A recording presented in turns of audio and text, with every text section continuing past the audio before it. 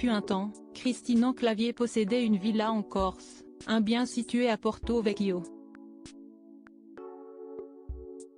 Le célèbre acteur français, à retrouver prochainement dans la comédie Cocorico, l'a vendu en 2012, réalisant une plus-value de 4,1 millions d'euros.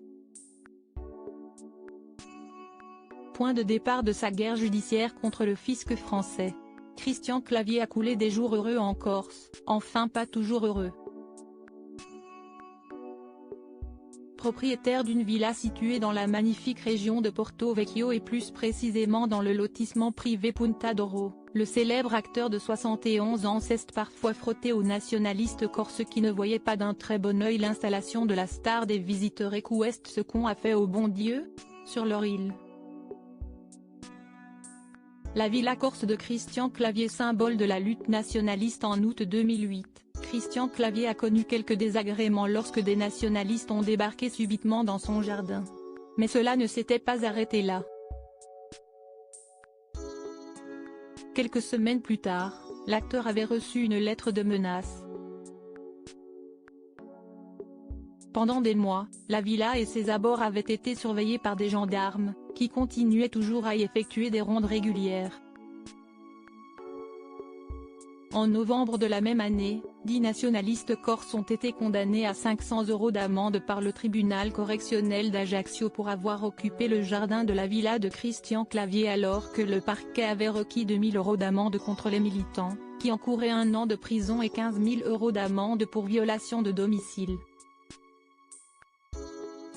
Échaudé par tous ces ennuis et ces menaces, la star du film L'Enquête corse décide de mettre en vente sa villa en 2010 et confie celle-ci à l'agence immobilière du Golfe pour un prix inconnu, mais dont les estimations varient autour de 10 millions d'euros. La villa est décrite comme un bien exceptionnel. 100 mètres carrés habitables, les pieds dans l'eau, vue mer, avançait à l'époque Europe 1 en reprenant l'offre. C'est finalement 8,5 millions d'euros que Christian Clavier obtient de la vente de sa maison, faisant alors une plus-value de 4,1 millions d'euros, avance aujourd'hui l'informé. Sont liés à cette vente très bien opérée l'acquittement de l'impôt sur les plus-values des résidences secondaires, selon les calculs de l'informé 1,3 million d'euros environ, en fonction de l'année d'achat, mais aussi la contribution exceptionnelle sur les hauts revenus à laquelle Christian Clavier est assujetti. Deux sujets sur lesquels l'acteur n'est absolument pas d'accord. Les sujets sur lesquels Christian Clavier et Bercy s'opposent farouchement. L'informé fait aujourd'hui état de la guerre judiciaire entamée depuis plusieurs années par Christian Clavier au fisc français. L'acteur français maintient corps et âme qu'il est exonéré cet impôt sur les plus-values pour deux raisons. Il n'était plus résident fiscal français mais britannique au moment de la cession et de plus il n'avait pas loué sa ville et en possédait la libre disposition. Faux lui répond Bercy, argument à l'appui. Oui, Christian Clavier a bien vendu son appartement parisien boulevard Raspail et a acheté une maison à Londres en juin 2012 mais Bercy relève que l'acteur a transporté les 2/3 de ses biens vers un autre appartement parisien, loué par sa société britannique Farce Limited, détaille l'informé.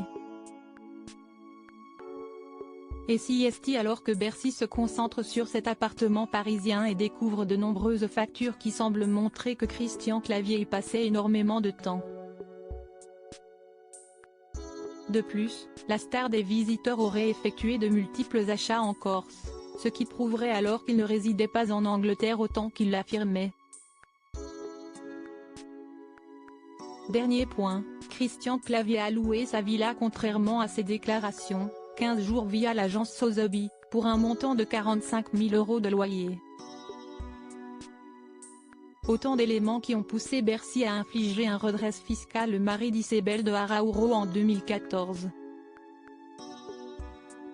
Nouveau rebondissement en faveur de Christian Clavier suite de ce long feuilleton judiciaire en 2020 et 2022 lorsque le tribunal administratif de Paris puis la cour administrative d'appel ont tous les deux validé le redressement fiscal. Sauf que le Conseil d'État vient en partie de donner raison à Christian Clavier. L'informé révèle en effet dans son enquête que le point de la libre disposition du logement est remis en question. La rapporteure publique a notamment estimé que lorsque la mise en location demeure négligeable, il paraît possible d'en faire abstraction, et il semble que l'exonération ne devrait pas être compromise. La plus haute juridiction administrative a même condamné l'État à verser 2 000 € à Clavier en réparation de cette erreur de droit, apprend-on. Installé depuis 2018 en Belgique, officiellement, Christian Clavier recevra le 11 décembre prochain la Légion d'honneur des mains d'Emmanuel Macron et sera à l'affiche en février prochain de la comédie Cocorico aux côtés de Sylvie Testu.